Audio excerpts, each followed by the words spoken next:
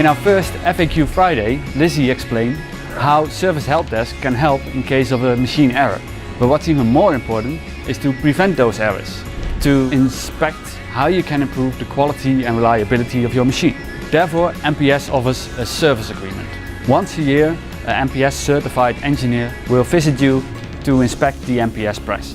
The inspection visit has 4 major goals: a general checkup of your MPS press, to prevent downtime and minimize the chance of damage, setting or adjusting equipment to optimize performance and extend the lifetime of your machine, parts recommendation for securing technical reliability. After the inspection, our engineer will send you a visit report with his findings and recommendations, all for you to get the best out of your press. You will also receive a list of recommended parts based on the findings of our service engineer.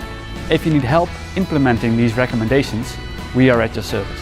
Thank you for watching, and I hope to see you next Friday.